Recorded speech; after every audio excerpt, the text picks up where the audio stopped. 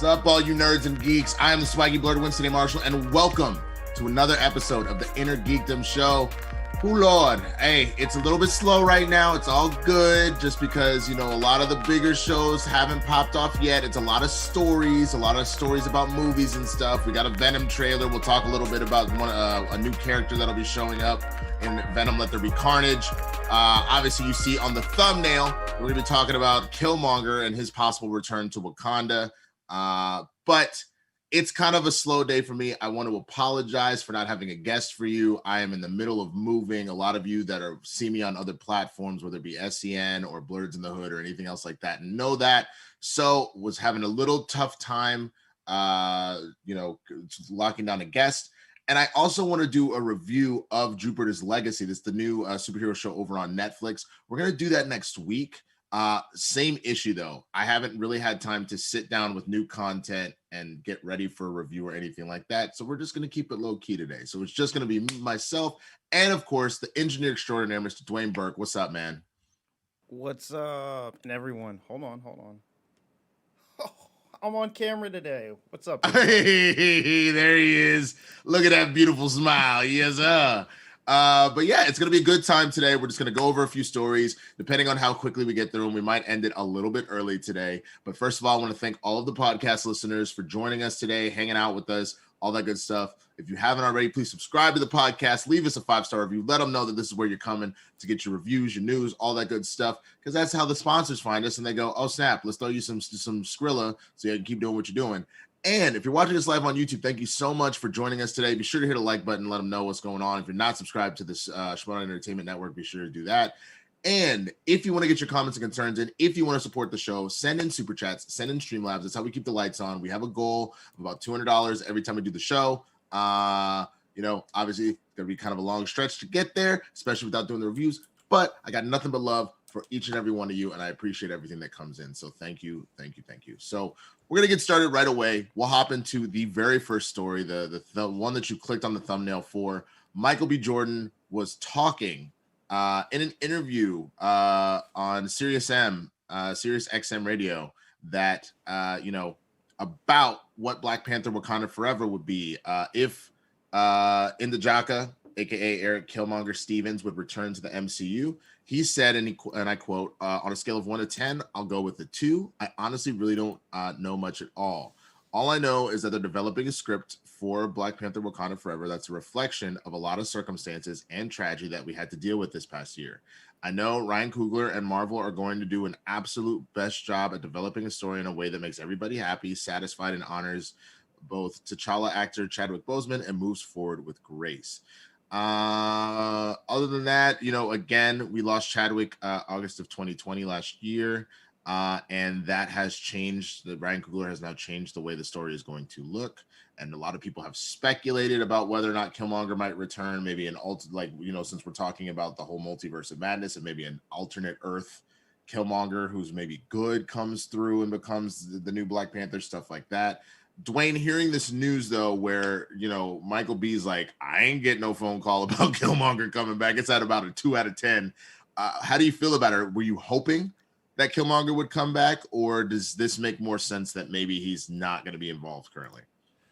I mean, I think it makes sense, given what we've heard and the rumors we've heard about Michael's other projects. It makes sense.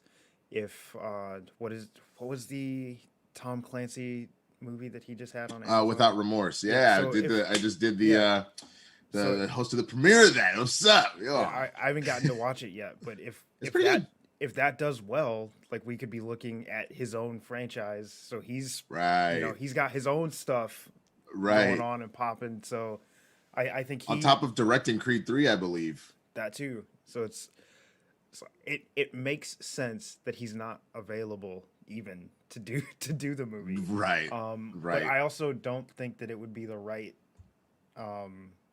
way to pay tribute to Chadwick and everything that he did with the character to replace him with Killmonger. I agree. I don't think it was necessarily in his character's nature to do that. I guess again, if you wanted to turn around and say, okay, maybe it's an alternate Earth Killmonger, but until we really know how this whole multiverse thing is going to play out, because I know they do give their directors a certain level of freedom to do things, but they have to still fall within the story parameters of the overall universe and whatnot. So until he got the full-on green light, yeah, we just opened up all worlds and they're just like there now.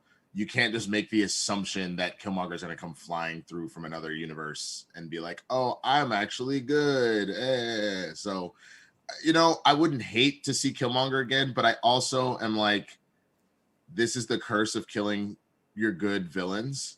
You killed him. Don't take away the moment of his death. You know what I'm saying? And like almost like undo all of that. Like let's allow us to kind of sit in it and appreciate what that character was in that first film. Now Michael B is in the Marvel's What Ifs. He lends his voice to animated Killmonger there, so I'm excited about that. I have a guess that maybe if we do see a good Killmonger, that's where we'll see him, is in the What If. And then, you know, Coogler is still working on a Wakanda spinoff series for Disney Plus. So who knows? Maybe there is some room for Killmonger to come back there, something like that.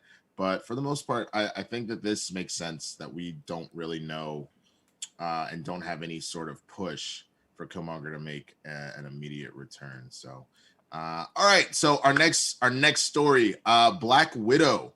The posters were revealed, new character posters, again, teasing up for this July release, July 9th. And they're beautiful posters, people in all sorts of different poses. You got Scarlett Johansson, Rachel Weisz, Florence Pugh, David Harbour, O.T. Fagbenley. I've never heard of him before.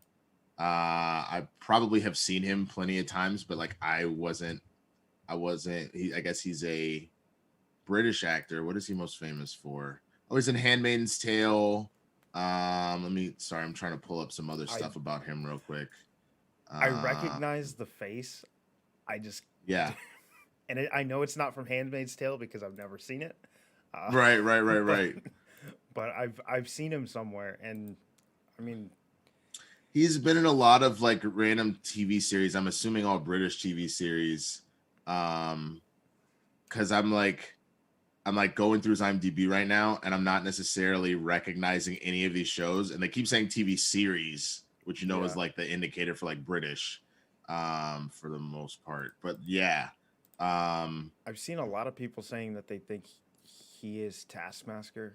I don't agree. And that's the big guess. So the story comes specifically from the fact that you see him in civilian garb. Everybody else is in their kind of like costumes or like fighting suits and whatnot. And then we got a poster of Taskmaster, but he's in his full outfit and has no actor's name above it. It doesn't reveal who the actor is. So the big kind of thing that's going on here is that it looks like that he potentially would be they think he might be a minor character named Rick Mason.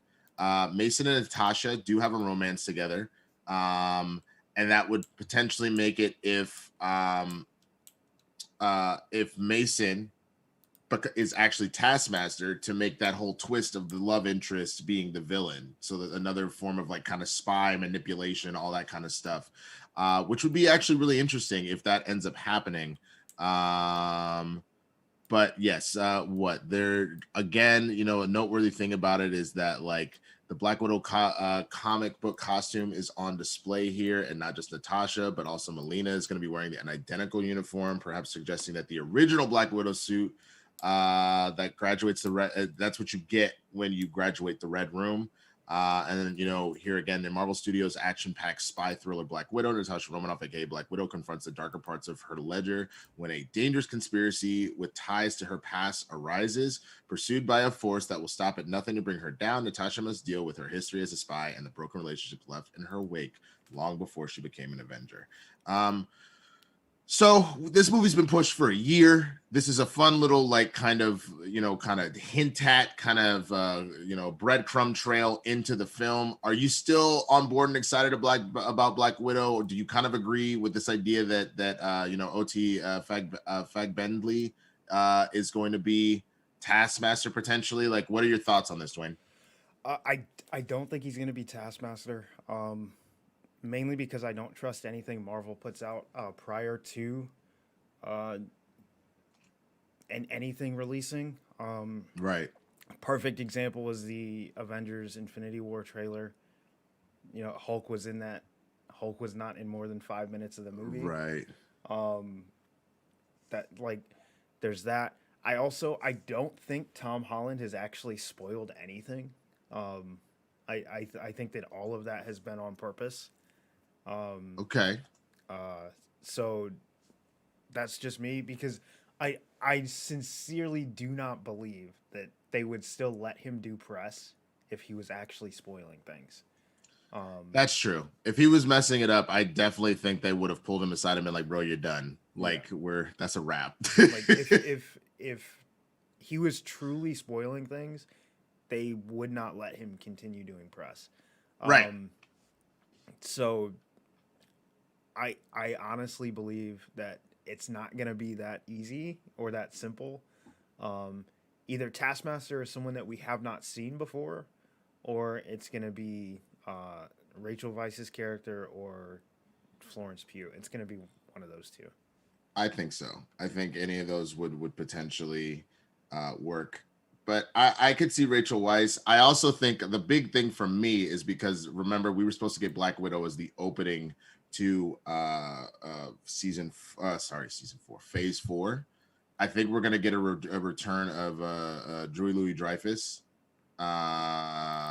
in her oh god, who is she playing? I'm clearly a little spazzed out. We met her in Contessa Falcon and Allegra Winter de Soldier. Fontaine. Huh? Contessa Allegra de Fontaine. Thank you, Miss Fontaine, Madame Fontaine. I think we're gonna get a return of her as well in this film, because that was. I think the way they kind of set that up, that's kind of feels like what's going on here. But I'm getting back on board with this right now. I'm getting back on board with Black Widow. I was kind of over it because of the constant delays and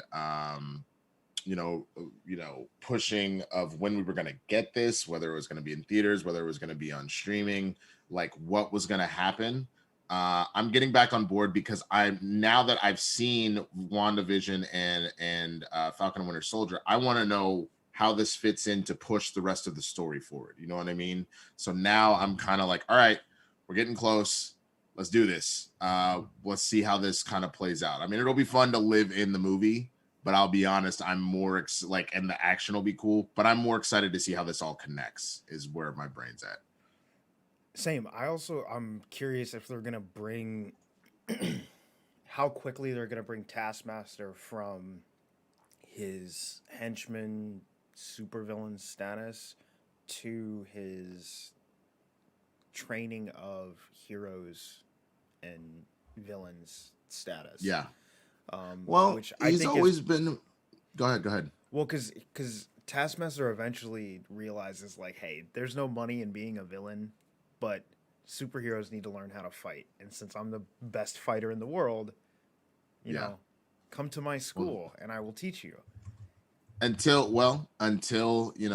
he meets Shang-Chi. I think Shang-Chi could whoop his ass. Like let's be real right here.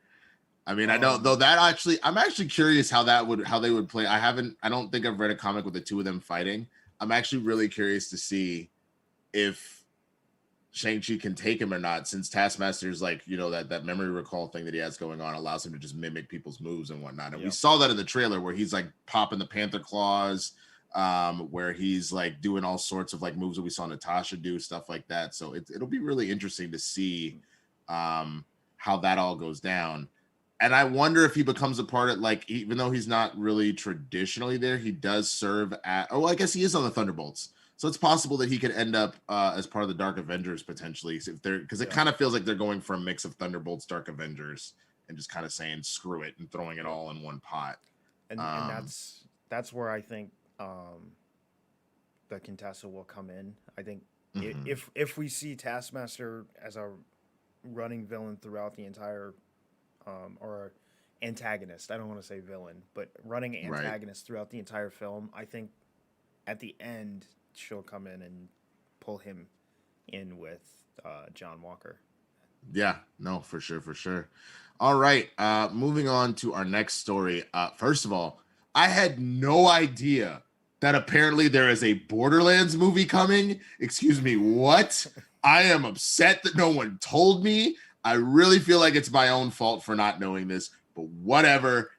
A Borderlands movie is coming, and we have found out that Penn of Penn and Teller is going to be a part of the film, and he's playing a preacher alongside Kevin Hart. Again, didn't know there was a movie, didn't even know Kevin Hart was involved in it. Kevin Hart will be Roland from Borderlands, and Penn was describing a wedding scene that ends up happening. And that the preacher ends up in a space paddy wagon alongside Kevin Hart's Roland. And he emphasized that for him, his role is more of a cameo, and most of his scenes will be shot with Kevin Hart.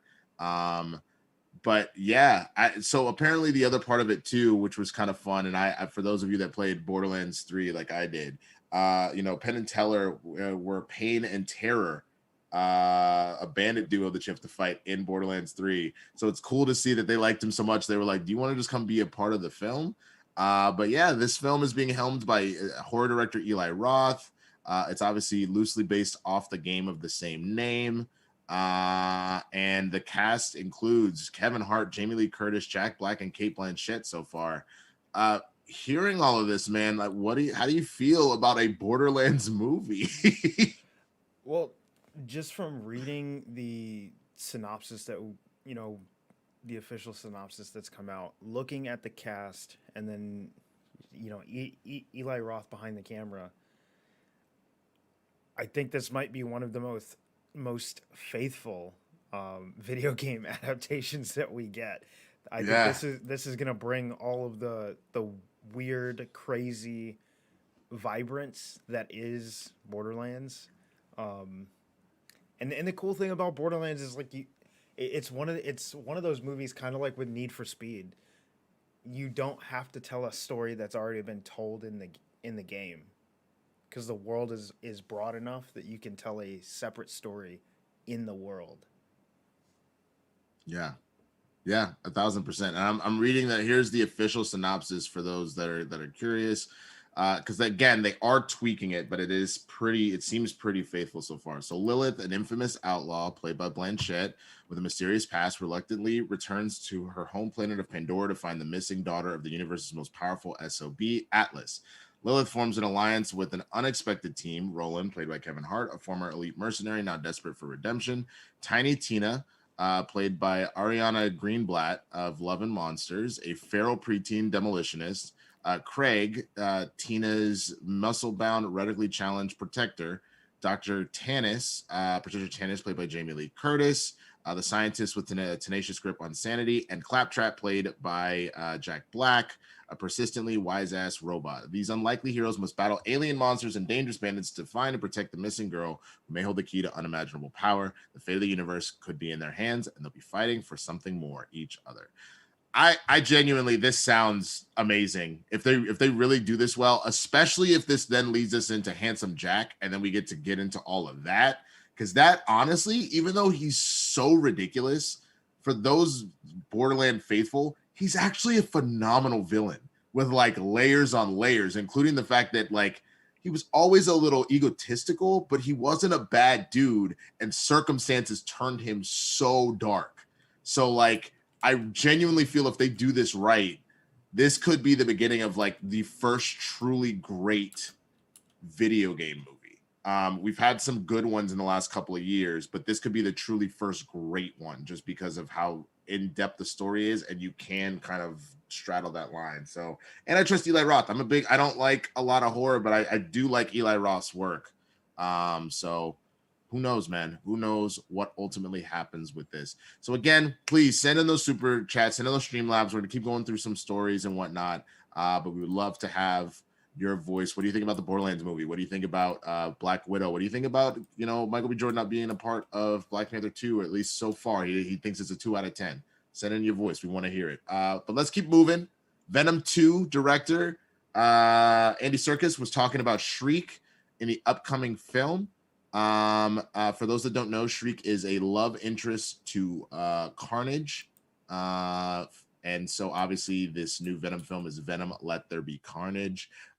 He talks about the character saying, you know, she's a damaged soul, and she's really suffered a lot in her childhood, and there's a real vulnerability about her, and she's in a lot of pain. She's been living in isolation for years and years, and with all of these characters, what's so beautifully drawn about them is that they're multifaceted, they're totally truthful and believable, and yet she's dangerous too. And I think she has her own sense of fairness and being just, and I think when the line is crossed, then you see a very, very dangerous side of her, and that's what we wanted to do with this character. Now, the thing with Shriek that's interesting, in Marvel, normally Shriek is actually a mutant that's able to control sound, and then a symbiote gets a part of her, and it changes her whole powers and all that kind of stuff. But obviously, Sony, just kind of having the Spider-Man properties, do not have access to mutants. So there's talks that maybe her powers will just come from her symbiote. Same with there's also talks that, you know, Michelle Williams playing Anne Wei Yin might also get her symbiote, because she does get one in the comics as well. So there's possible that we're just going to see symbiotes everywhere. Hence the Let There Be Carnage is both obviously a nod to Carnage being a part of the film, but the idea that now there's just symbiotes running all over the place, which we sort of teased a little bit in the first film because they did have the lab full of them. But hearing that, are you excited about Shriek? I know a lot of people saw that trailer and they were like, no, thank you, please. Like, what were your thoughts on it, Dwayne? Are you excited for Venom Let There Be Carnage? I don't know if I would say excited is the right word. I'm intrigued for sure, because I didn't hate Venom. I actually I enjoyed it probably more than most, to be honest. Fair. And Same. if this leans into just the absolute absurdity, which I felt that the trailer kind of did, I think this movie is going to be better than it has any right to be. I am very excited that they got Woody Harrelson out of the Mrs. Pickles wig, and got him some real hair. Yeah. Because I appreciate it too. I mean, I chalked it up to Andy Serkis, man. I think that was him being like, nah, this ain't gonna fly. Like, he looks straight out of the live action adaptation of Rugrats with that hair. Like, bro, stop. You just say he looked like the Cynthia doll? Is that what you say? No, he looked like Tommy's mom, Mrs. Pickles. I remember, bro. But I also, I'm a little. It bums me out with Shriek being in this, because my favorite thing about Shriek is how she got her original powers, right? Which comes from one of my favorite mutants, which is Cloak. She gets sucked into Cloak's shadow dimension, and the exposure to that gives her her powers. Really? See, I didn't know that about her specifically. That's how she gets her original powers, the sound manipulation powers. Okay. That it activates her mutant gene when she gets sucked into Cloak's. Well, it makes sense depending on how old she is. It normally happens around adolescence, and then like a massive form of stress just like sets it off. So like, you know, Cyclops out here getting bullied. Leave me alone, bleh. Like, you know. So yeah. But Cloak and Dagger is like one of my favorite like relationships from the comics, and this means that, I mean, we got a lot less likelihood that we're gonna see that anytime soon. Yeah, which bums me out. Yeah, no, I mean, for sure, but you know, it's one of those things that we just need to, you know, give it a little bit of time. Obviously, we're gonna get mutants and whatnot soon, but it does suck that like automatically pulled over. But I think that's the problem, the direct connection with any symbiotes and Carnage and all that. I think that just lended that to the Spider-Man verse over you know, anything else in Marvel. But again, Sony and Disney are playing nice, so who knows? There is a possibility. I mean, people were already looking at that trailer and seeing, you know, a spider walks by and Cletus smashes it. So there was already people being like, "Oh, is is Spider-Man gonna make an appearance this time? Is this gonna happen? So you never know, because obviously he is caught up in MCU things right now. So you never know. They could continue to play nice and bring these worlds together, which personally would make me really happy. I would love for like this Marvel as a whole. Like I'm cool with Sony kind of keeping it, and they reap whatever benefits they reap from it, and do their own stuff. But it would be very cool to see some of these characters be able to bleed over, since they've interacted. Like how many times has Spider-Man kicked it, with the X-Men, and has kicked it with obviously the Avengers, the Fantastic Four, all these other properties. And again, we're hinging on one movie at a time contracts is kind of crazy, So it feels to me though like he's above this at this point, which they like. I think that they if they were gonna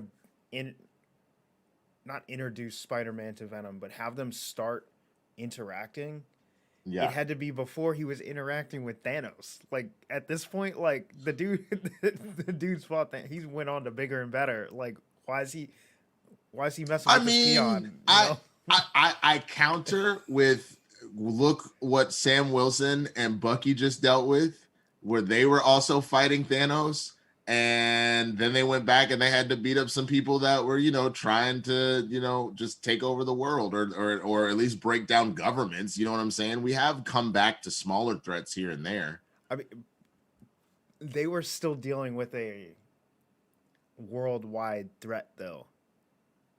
And that's Sam as someone with no superpowers dealing with a worldwide threat. Right. I look, man, if Carnage goes on, Carnage could murder all of New York if he wanted to. So like, this is like at least a citywide, if not a world, like if the symbiotes really went off, they could easily destroy the planet. So like, it is still a potential world ending threat. You could do it in theory. Also, what is Peter doing in San Francisco? That's a great question. Hey man, another field trip. That's all he apparently does is go on field trips. Go to field trips to DC. Go to field trips to Europe. Like my guy just doesn't want to stay home. That's why it's No Way Home. Is because he's like, look, I don't know why I can't. They won't let me back in the JFK airport. I just got to go everywhere but New York. The friendly neighborhood Spider-Man who forgot where he came from. Never forget where you came from, dog. You from Queens, son. Get it together. All right, so this next story is a little bit more serious. This is something that is actually trending on Twitter right now. But Gal Gadot has confirmed that Joss Whedon actually did threaten her career during the Justice League reshoots. There were early reports about it, about this potential, like this had maybe happened one way or the other. And in an interview with the Israeli outlet N12, Gal Gadot noted he kind of threatened my career and said if I did something, he would make my career miserable, and I just took care of it on the spot. Reports with Gadot's displeasure with Whedon surfaced after Cyborg actor Ray Fisher went public with how he felt that he was mistreated by Whedon and Warner Brothers in general during the reshoots of the film. Gadot has backed Fisher's comments, but she had been vague about the details, telling the Los Angeles Times only, I'm happy for Ray to go out and speak his truth. I wasn't there with the guys when they shot with Joss Whedon. I had my own experience with him, which wasn't the best one, but I took care of it. I took care of it there, and when it happened, I took it to the higher ups, and they took care of it. I'm happy for Ray to go up and say his truth. Now, the Hollywood Reporter had further details of Whedon and Godot's alleged confirmation during the research, which apparently first started when Gadot felt that Wonder Woman was acting too aggressive in the reshoots, and she was worried her character was not being consistent with her other films.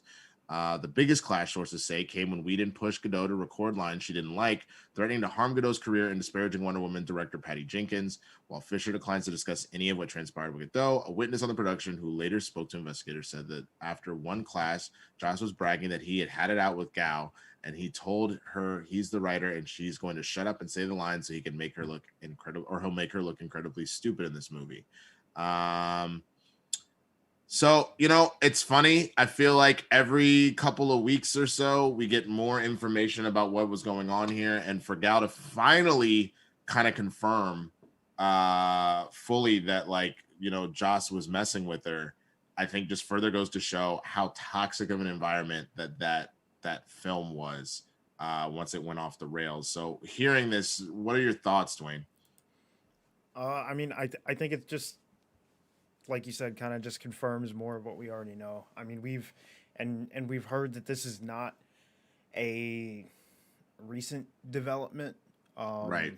This has kind of been his MO his entire time working in Hollywood. I mean, we've got reports of this Right. going all the way back to Buffy and Angel, so like I'm not surprised in any way, shape, or form.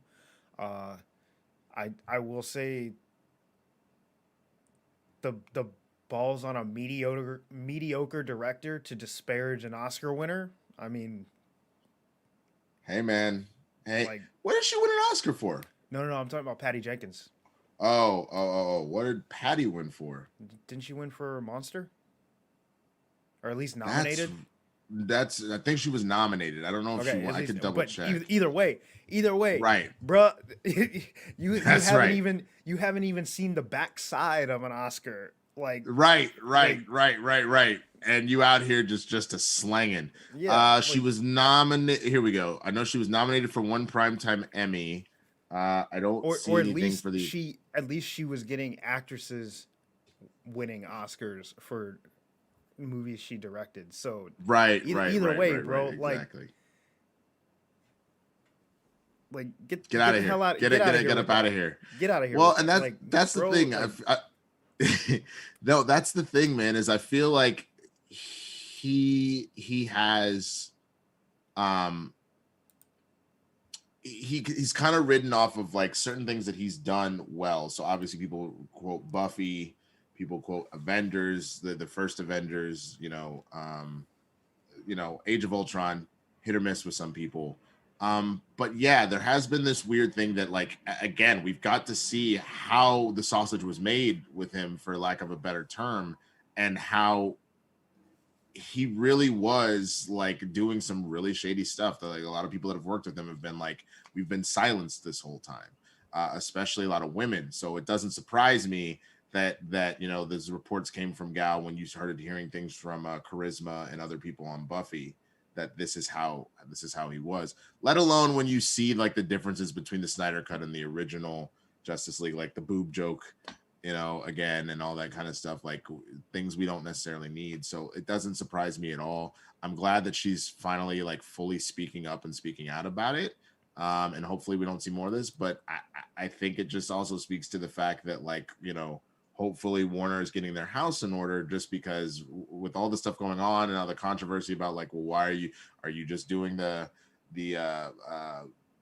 Black Superman thing to pander, when you have a lot of great Black superheroes already at your disposal in the DC camp that people would love to see? John Stewart, for example, because we've already heard about a Guy Gardner show, but we haven't really heard if John Stewart's going to be used or not.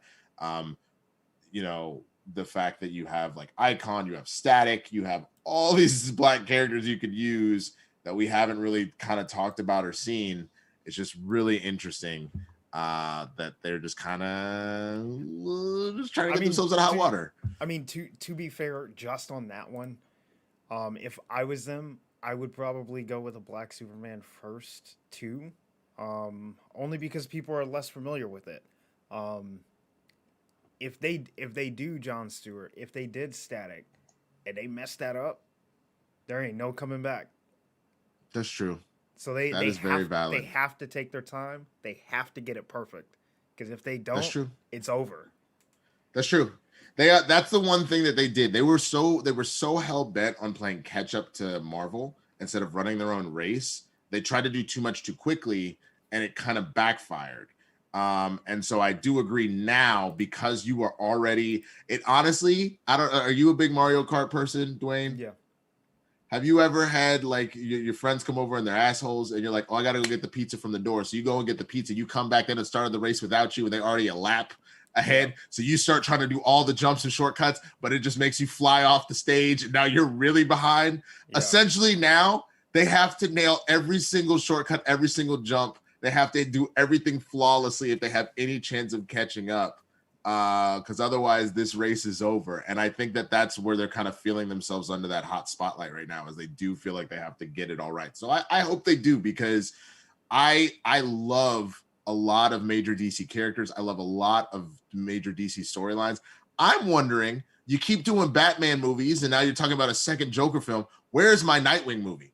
I have waited patiently for so long, and I have yet to get a Nightwing movie. If anything, you've only showed us one live-action Robin, and it was when Chris O'Donnell was whiny. When am I going to get a real Robin in here? Because I don't count Joseph Gordon-Levitt just because his nickname was Robin. Kiss my ass. Okay, that's not what we're talking about. I need a Robin in a costume. I need a Nightwing in a costume. This is bull. This is bull. Almost swore. Cut myself off. I mean, we did get Titans. Not that the show was.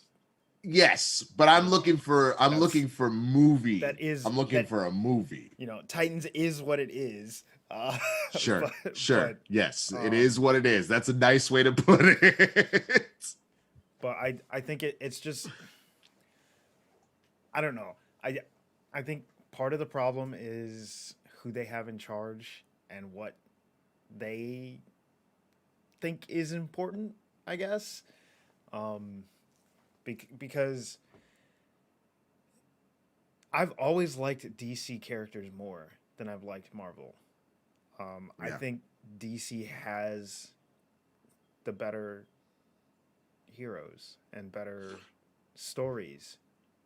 I'm like a split. I'm a full split in that, like, the X-Men is probably my favorite superhero team ever, and like the first major thing that got me into it. But like Batman's my favorite superhero. I always did feel like DC had a little bit of the edge over Marvel, despite that. But it is sad to see that a lot of this isn't necessarily like happening. That you didn't have a lot of this stuff, including, I mean, God, you have the Darkest Night storyline you could have got into. Like you got so much just random little stories that you can touch on, and I'm glad we're gonna get Flashpoint because I think that is like a fun story to do. But like, what makes me scared is like Flashpoint. The point of Flashpoint was to retcon DC, which I'm sure that's kind of what they're doing right now. But again, I hope they don't mess that up either, because that could be horrendous. What they need to do, and this is just me in my brain. What they need to do is just nuke it, and then I think that's what Flashpoint is, yeah. And then I mean, just end it. Just stop. All that is in the past. Yeah. I don't hate it. You can just start over and just say screw it. Let the past go. Kill it if you have to. And hey, man. And I think that, I mean, I don't know what the Batman is going to be. Right. But if I was a DC, I would say, hey, I want this to be our Batman year one. That's what I want this movie to be.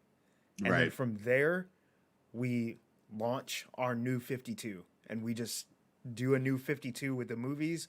We start over completely. We get a new Superman. We get a new Wonder Woman. We got Green Lantern. We start working on where we're going to go forward.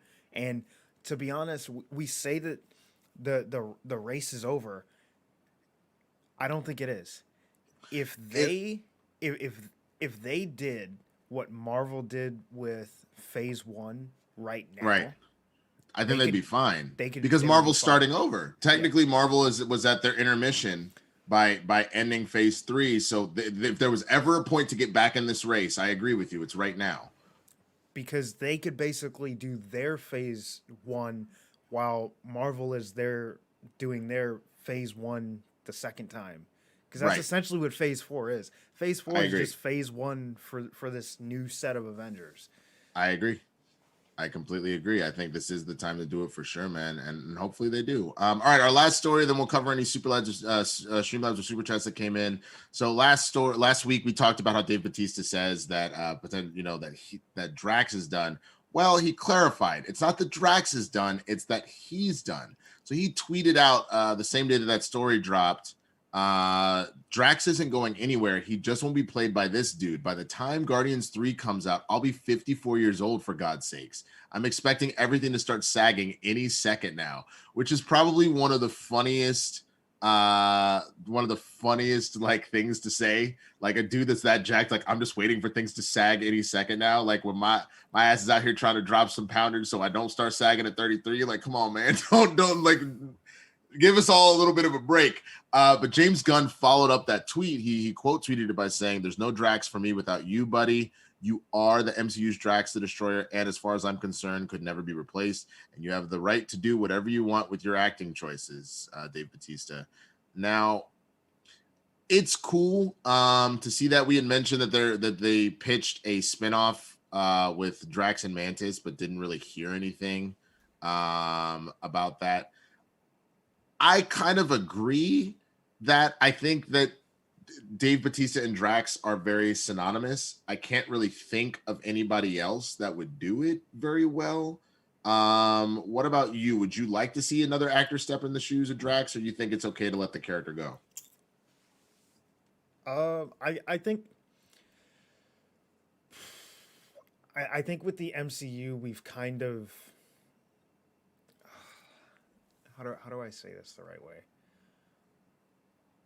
I think with almost any character in the MCU, almost, not all, they've kind of put themselves into a corner that we've so identified the characters with the actors. With the actor, yeah. I do not believe that there is this is a hot take, I guess, but I don't think that there is any movie or any character that is above being remade or recast. I don't think that anything is untouchable. I think you could recast Tony Stark if you wanted to. MCU, or you mean in general, period? I mean in general, period. I think if you wanted to, you could recast Tony Stark. Are people going to be unfair and judge that person in comparison to Robert Downey Jr. instead of just letting them do their thing? Yes. But that doesn't mean that they're not allowed or don't have the right to recast or remake anything. So if they want to, if they want Drax and they need Drax to continue the story, but Dave Bautista doesn't want to do it, then they have no choice but to recast him. Yeah, and I agree with you. Got the faith they're gonna find someone that can do the job. Yes, there is an actor that can do it. They just have to find him. Yeah, no, I completely agree, and I think that's the big thing above all else is the idea that like I also have respect for the Hugh Jackmans, for the Bautistas that are like, I've put in my time, I've enjoyed doing this, but I'm done.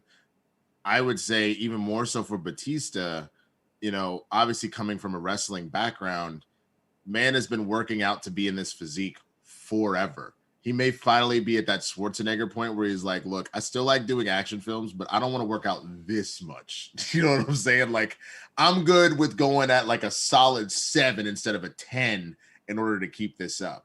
And I totally get the older you get, the less you sometimes want to do certain things. You know what I mean? So I totally 100% respect that. And I agree with you. How many Batmans have we had? How many Supermans have we had? You know what I'm saying? Like, I think that the fact that it has worked in the past. We had Patrick Stewart and Ian McKellen doing an incredible job as Professor X and Magneto. But then you brought in, you know, James McAvoy and Michael Fassbender, and they equally did a phenomenal job as those two characters. So I think you are correct in that we can find ways to recast the characters in the same vein. I mean, how many Bonds have there been? And on top of that, I feel like there's only been maybe one questionable Bond, honestly. Like, I love Timothy Dalton as an actor generally, as Bond, not my favorite. But I agree with you. I think that I would hope that we do see another Drax at some point. And I hope that they're able to bring a similar, their own style, but a similar kind of energy to the character when that happens. All right. That is all of our stories. Do we have any Streamlabs or Super Chats, man? Yeah, we got a couple. Dope. Appreciate y'all. From Dagan. Good morning, Winston and Dwayne. Drip, drip. What characters from the comics could you see introduced in Black Panther Wakanda Forever? Do you think we'll maybe see Namor or Storm? If I had to guess, I would I know that they're both mutants, but you can kind of shy away from the mutant side of Namor and explain it later. I would guess that you have a higher probability of seeing Namor over Storm, because I do not think that that Feige and the MCU is ready to introduce mutants yet. Now, I could be wrong because we're talking 2 years next year or 2 years, 2022 or 2023. I think it's 23. So if it's 23, you're giving yourself 2 years, maybe that you've kind of worked it out and all that stuff. But I just don't think that they're ready yet. So I could be wrong. But if I had to guess, I would say Namor, because you could just lean into him being Atlantean. And you can always talk about, oh, he's also a mutant. We figured that out once mutants are, you know what I'm saying? So he could even do something like, you didn't ask, like whatever the hell, you know? So that would be my guess. Dwayne? If we see either one of them, it's not going to be in any major part of the film, post credits and like end of the movie, something a passing mention. I don't know where Wakanda Forever is gonna go. I can't think of anyone that they're gonna introduce, honestly, mainly because M'Baku has been shown to not be an antagonist. We don't have White Wolf.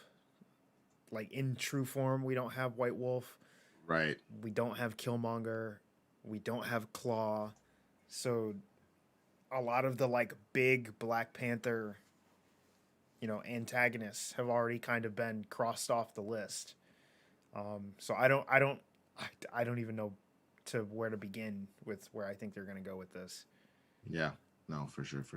All right, what else we got, man? Christian Alante.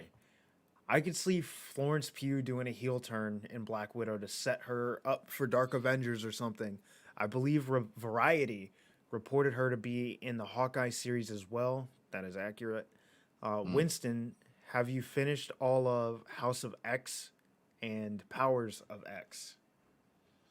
Yeah, I finished that book for sure. House of X, and I got the paper trade. I am working my way through Dawn of X now, which is like, I guess, kind of the follow-up to that. House and Powers of X was phenomenal. Everything that everybody said it was absolutely great. And Dawn of X has been a lot of fun to read currently as well. But that's the thing, juggling a lot of balls at the same time where I'm reading Dawn of X. I just finished up all the Vision and Scarlet Witch collected series, which is great. I read the Visions, which was great, but I did that back during WandaVision. Finished the current Falcon Winter Soldier run, which has been great. And now I'm on to Eternals because I want to know more about them before we get to the film. So a lot of stuff kind of coming in here and there. But yeah, what else, Wayne? That is it for now. Someone asked if they think that we're going to change the Miss Marvel origin. I definitely think that it's going to change. I don't know, honestly. Just because obviously the Inhuman show, even though my buddy's in it, I know a lot of people don't want to talk about that, so we don't have to talk about that. But as far as like what you have with Chloe Bennett as Quake over in Agents of S.H.I.E.L.D., even though they've kind of been like Agents of S.H.I.E.L.D. is no longer, they've just kind of written it out of canon at this point. You did have a positive response to her and the other Inhumans in that show. I could see maybe they do like an Inhumans reboot, but we don't get into it fully with Miss Marvel. You know what I'm saying? Like, we just kind of get a light, like, what is this? And maybe as things go on, we learn more about Terrigen Mist and Crystals and the Inhumans and all that kind of stuff. But it'll be a while before they introduce the royal family. Maybe they just kind of like what they did with Agents of S.H.I.E.L.D. They're like, but Inhumans exist, and this is kind of what they are. I wouldn't be surprised by that.